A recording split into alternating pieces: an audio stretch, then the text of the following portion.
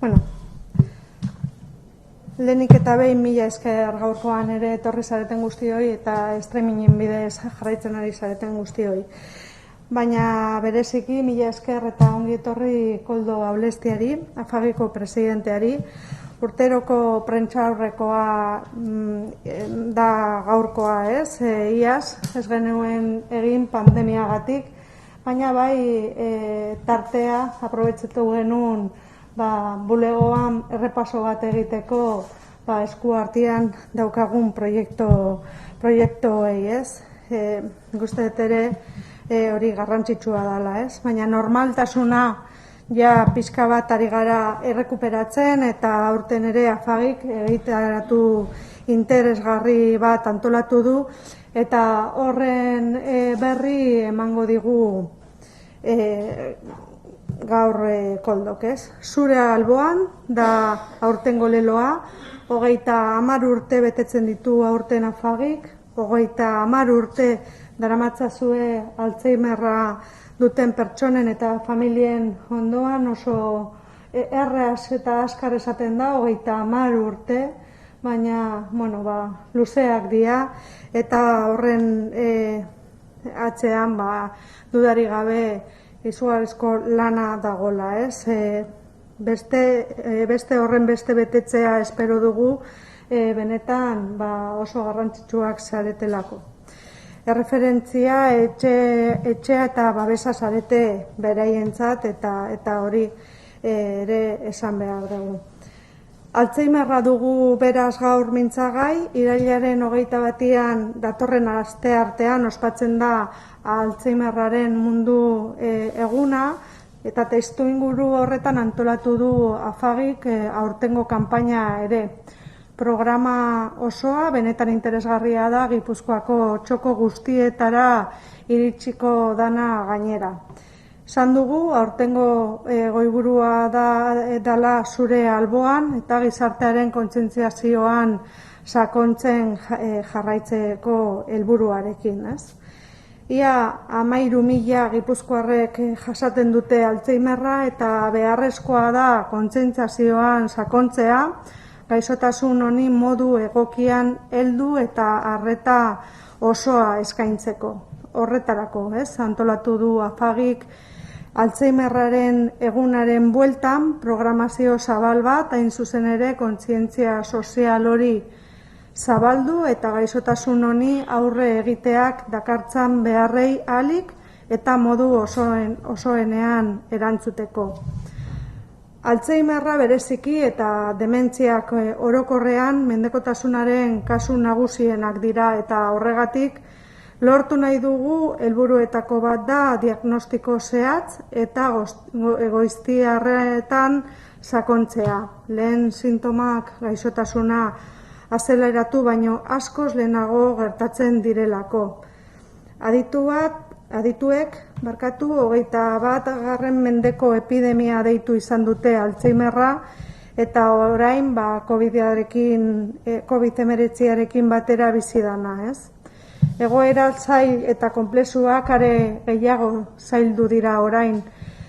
Esan dut Gipuzkoan 12.900 gaixotik gora ditugula egun eta ondorioz 18.780 familiako zaintzaileri ere eragiten die. Baina benetan arduratzen gaituena da aurreikuspen arabera 2050 urterako 36.780 gaixori eta 116.370 familiako zaintzailei eragingo diela. Jakina da gizartea zahartzen ari dela, urte gehiago bizi garela eta honek noski eragina izango duela aspektu askotan. Horietako bat da dementziaren eta Alzheimer gaixo kopuruetan ematen den eta emango den gorakada. Alde askotariko erantzuna eskatzen du kontu honek, horregatik diogu ezinbestekoa dela elkarlanean aritzea gaixoen eta euren inguruko pertsonen eskubideen, autonomiaren eta duintasunaren errespetua bermatzeko. Elkarlana, ardura publikoa eta elkartasuna oinarri hartuta egin beharko dugu aurrera. Oraintxe aipatu ditudan aurreikuspen horiek testu inguru berri bat marrazten dute eta oso kontua hartzen ditugu etorkizuneko gizarte politikak diseinatzen jarraitzeko. Beti, eta esaten dugun bezala pertsona eta bere beharrak erdigunean kokatuz. Bide horretan, badakizue Agenda 2030 lantzen ari garela, elkarlanean gizarte politikak osatzen dituzten eragile eta pertsona guztiekin batera. Nolanahi ere, Alzheimerraren inguruan gizarte kontzientzia areagotzeko lanean jarraitu behar dugu, sentsibilizazioa, gizarte implikazioa eta ikerketa nola ez sustatuz. Horiek dira gure ustez, bermeekin aurrera egiteko oinarriak eta horretan jarraituko dugu elkarrekin aurrera egiten. Kanpainaren inguruko xehetasunak Koldok azalduko dizkizue hobeto, baina aipatu nahiko nuke irailaren 17an hasita, azaroaren 10 arte antolatu direla askotariko ekitaldiak, Gipuzkoako herri ezberdinetan gainera. Azpimarratu hala ere, urtero bezala, iazko salbuespenekin, irailean 25ean gizakate bat eratuko dugula Donostian, Kontxako pasealekuan, eta niri aldetikan parte hartzea animatzen zaituztet, denon esku dagolako Alzheimerra ikusgai egitea. Antes de pasarle la palabra a Koldo, sí repasaría algunas cuestiones brevemente en castellano.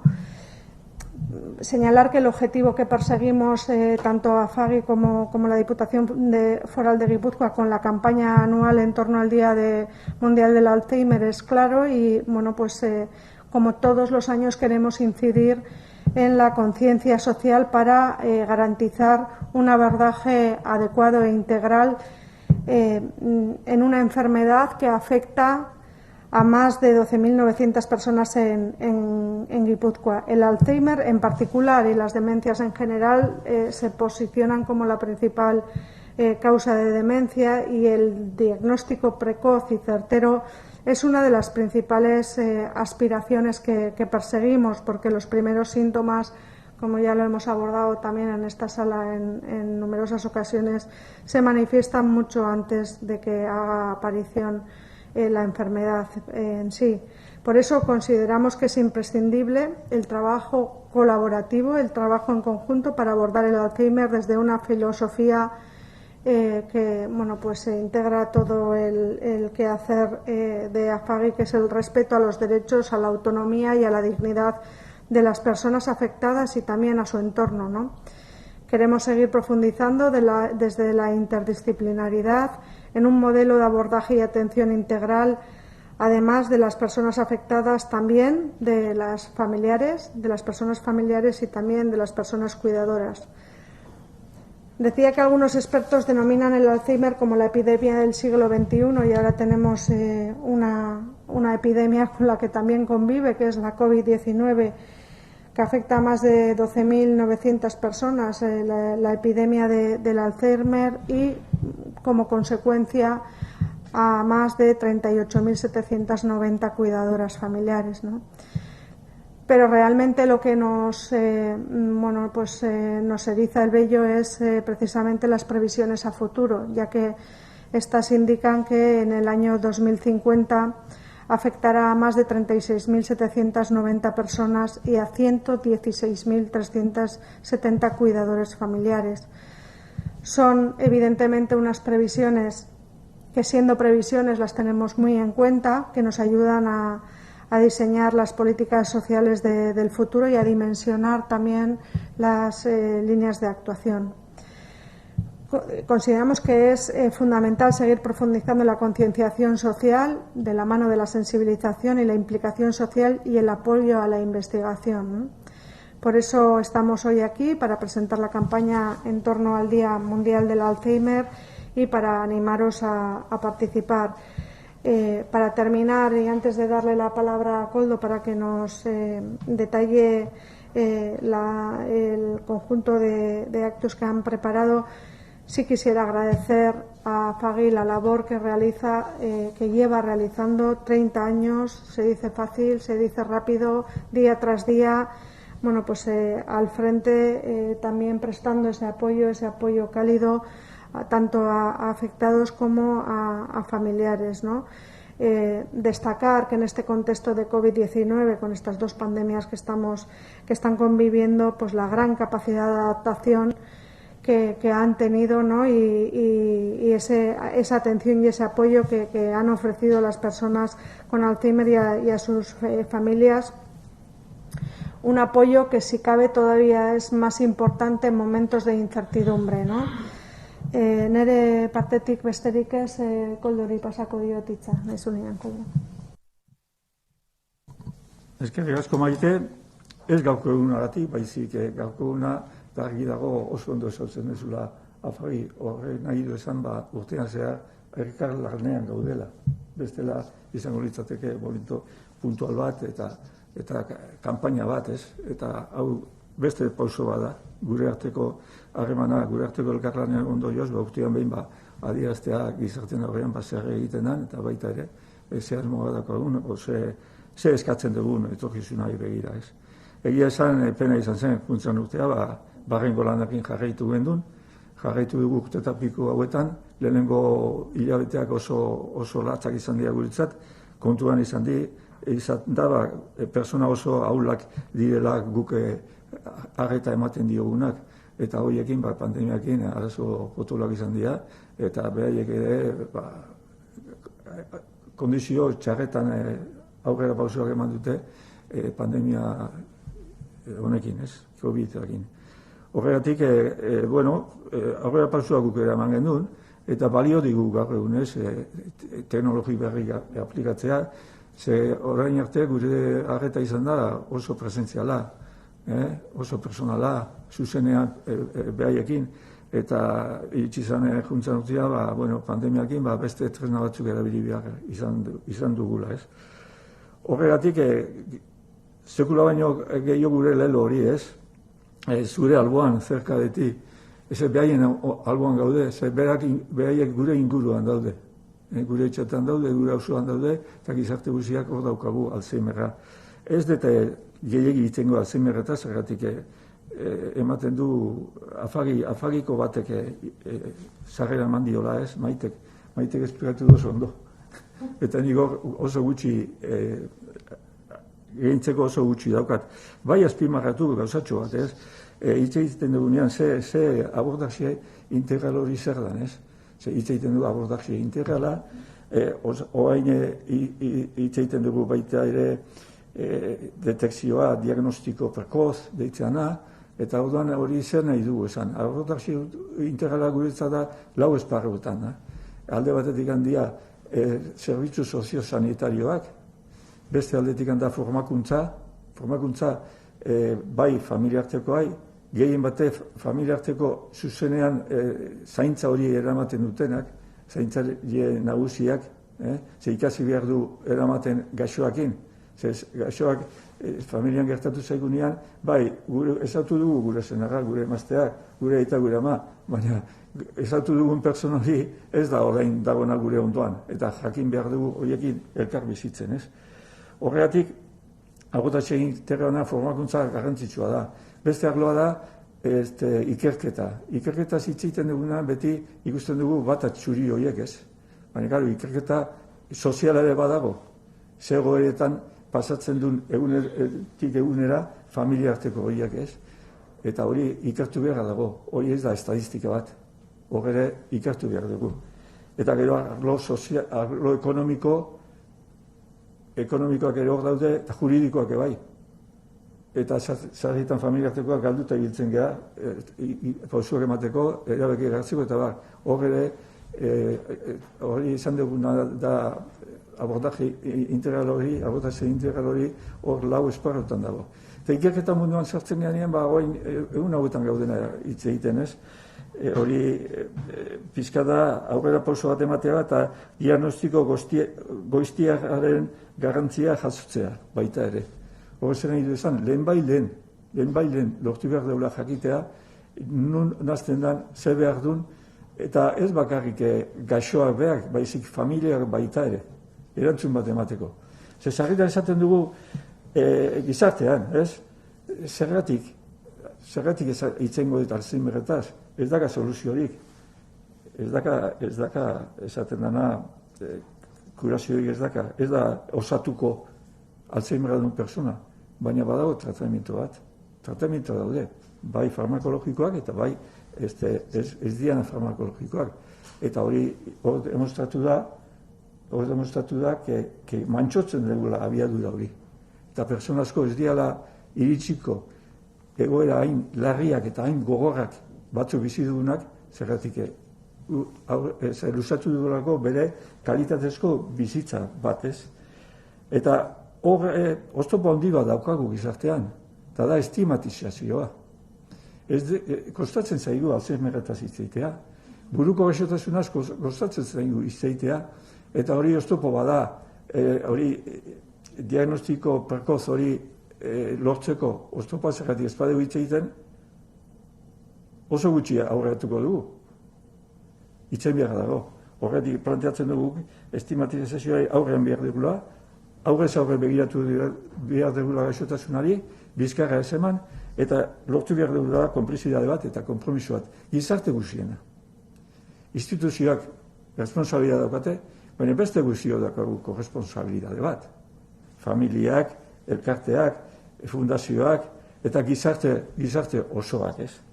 Horretik normalizatu eta sozializatuen behar dugu Alzheimerra. Ez frivolizatu. Ez norbait egin gaudenian esan zerbait azuta, nik Alzheimerra izango dut, astu zaitelako ez dakizer. Hori frivolizatzea da. Jakingoa zen du Alzheimerra zer dan, seriotasun gehiokin aipatuko zen duke izen hori ez.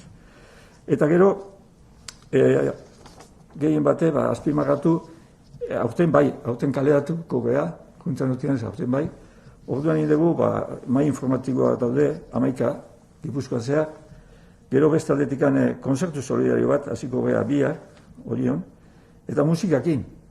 Zer musika gainea, da gauz bat, tresna bat, pizten duna Alzheimerran begi horiek ez. Zer isiltasun hori eta tristura hori musika jartzen duzu eta mohitzen da personali. Eta musikakin tresna egokia da aktibatzeko personaliak erdilo daudenak sarritan ez. Gero daukagu, itzaldietan, esaten duguna Alzheimerrakin elkarbizi. Hori nunik handikoa, hor esperientzia daukagu, esan du Maitek 30 urteko esperientziakin.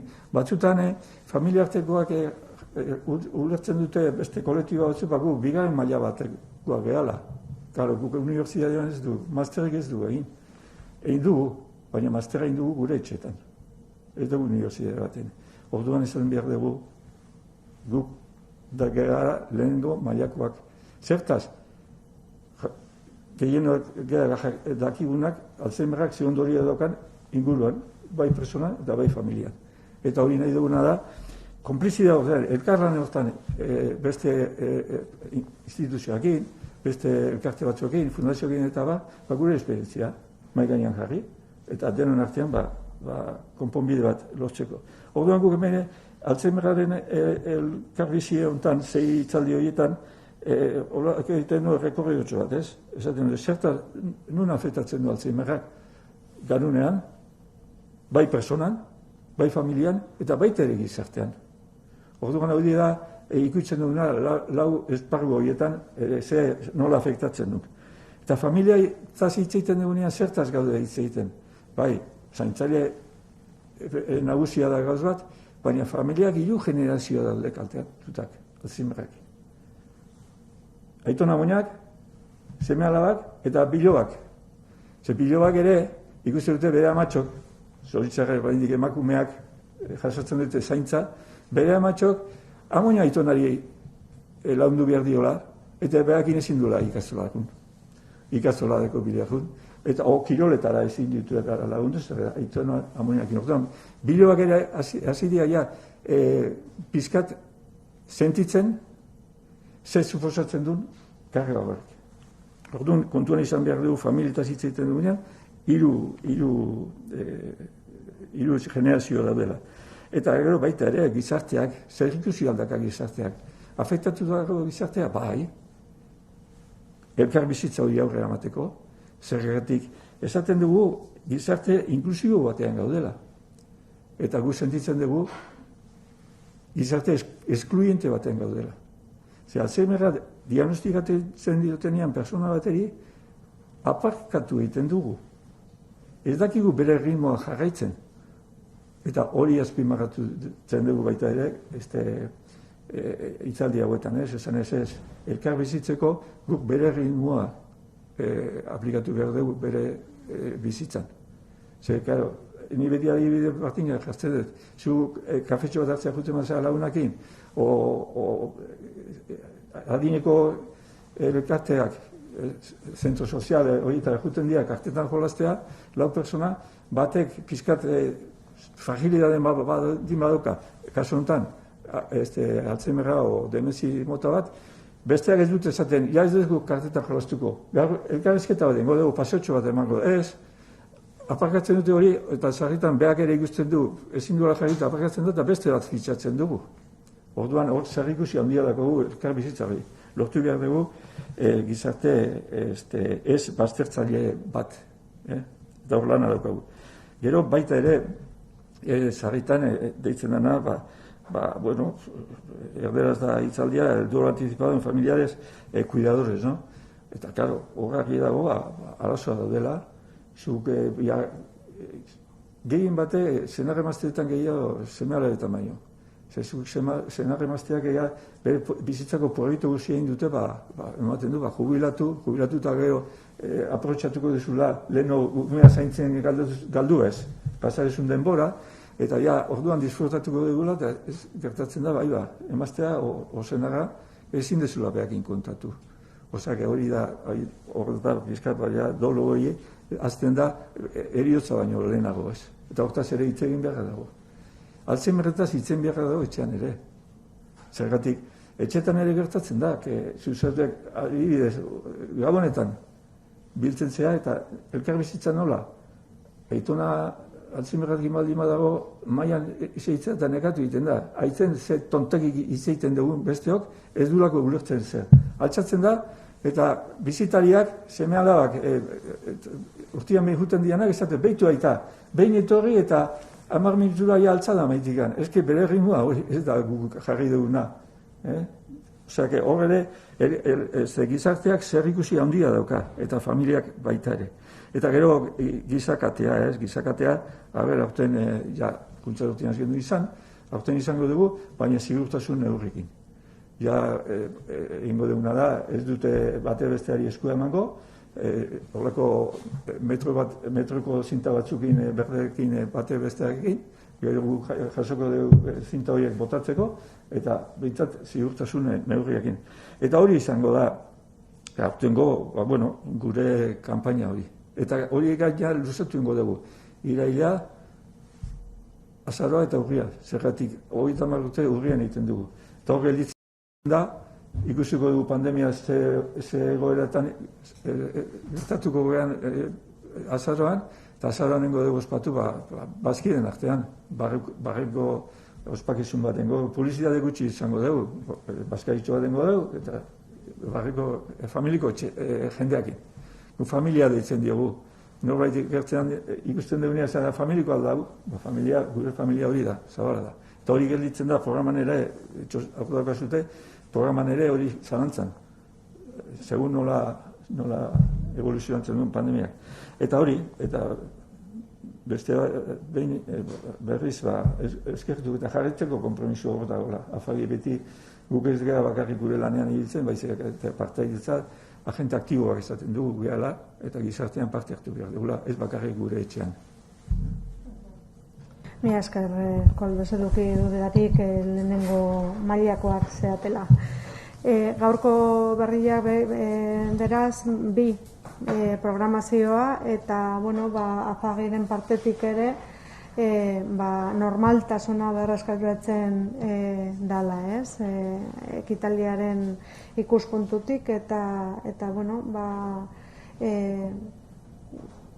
un pasito más en la normalización y un pasito más en la visualización de lo que es el Alzheimer, con todas las connotaciones y todos los aspectos pequeños tan importantes que ha señalado Koldo, que afectan en el día a día y que nos incumben como sociedad. Eso es, al final nos encontramos muchas veces que Saca tú, Koldo. Nos sorprendemos cuando hablas con alguien y no saben qué es AFAG, y dices, si estamos continuamente en la calle, lo que pasa es que no leemos aquello que no nos afecta en ese momento. Nos ha pasado a todos. Pasamos la página, como se suele decir, Alzheimer, esto no. Además no quiero, entonces, ¿qué tenemos que hacer? Es que campañas. Y yo siempre digo, no nos vamos a presentar a las elecciones. Queremos que la sociedad conozca que tiene un servicio privado, pero público, gracias sobre todo al apoyo continuado durante muchos años de la Diputación Foral, que nos posibilita, progresivamente ir avanzando en los servicios. Y sí quisiera aprovechar, por ejemplo, este año ya, después del parón que hemos tenido en ese avance de desarrollar los talleres de estimulación en todo Guipúzcoa, por fin, este año podemos decir que tenemos ya en todas las comarcas de Guipúzcoa, gracias a la colaboración activa de la Diputación y en Donostia, la del Ayuntamiento de Donosti, vamos a tener talleres de estimulación, poder ofrecer a las personas esa posibilidad de que mantengan sus capacidades el mayor tiempo posible. Por fin ya podemos hacer público que nos faltaban en Debagoiena y nos faltaban en Tolosaldea, Arrasate y Tolosa, y en esos dos pueblos vamos a tener también talleres de estimulación cognitiva para enfermos de Alzheimer u otras demencias. Galderak?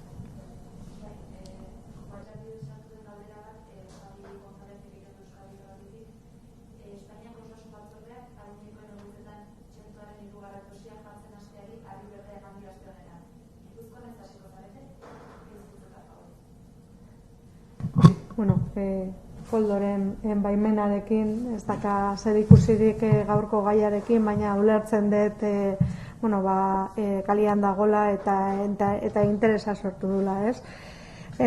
Nosotros hemos dicho en todo momento que desde el primer momento estamos trabajando en colaboración con Osakidetza, con Salud y con epidemiología específicamente, ¿no?, en el abordaje y la prevención de lo que es los efectos que la pandemia tienen en las residencias de personas mayores en Guipúzcoa, pero también en el resto de recursos.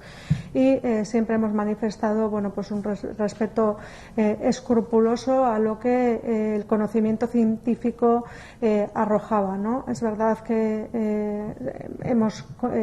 todos y todas hemos sido testigos del efecto que la vacuna ha tenido en los centros residenciales de personas mayores, en la sociedad diría en general, pero en concreto en los centros residenciales de personas mayores, y nuestro desde luego interés es que estos centros estén lo más protegidos posible. Por lo tanto, cuando el comité de vacunación ha dado el visto bueno a la tercera dosis, entendiendo que lo hacen asentados sobre criterios científicos, por nuestra parte, por parte de la Diputación, lo que nos hemos puesto es en coordinación con el Departamento de Salud para, en el momento que estimen oportuno desde Salud, proceder a la inoculación de las vacunas en todas las residencias, ¿no? Sabéis que es un proceso complicado, que es mucha gente que hay que organizar y, yo creo que se aprobó con nota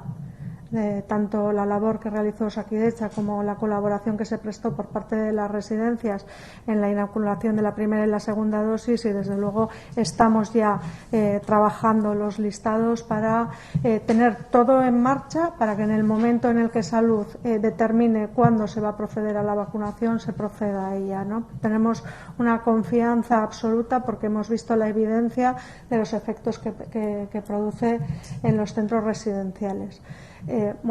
Esan euskeraz labur, begi honez ikusten degula berri hau, zientifikoki asentetuta dagolako, harremanetan gaudelako osasun sailarekin, beti bezala, hasieratik eduki dugu elkarlan oso estua, guk gure aldetikan ja gauzak prestatzen ari gea, zerrendak eta ahalik eta azkarren txertaketa hastia eta zain gaude elkarlan horretan aber noiz izangoan posible hastia. Gure partetik konfiantza osoa dakagu txertoen efektuetan, ze ikusi dugu, ze eragin positiboa edukizun egoitza guztitan. Gehiago? Ez. Bueno, berriro diot, mila esker denoi etortzeagatik eta konektatzeagatik.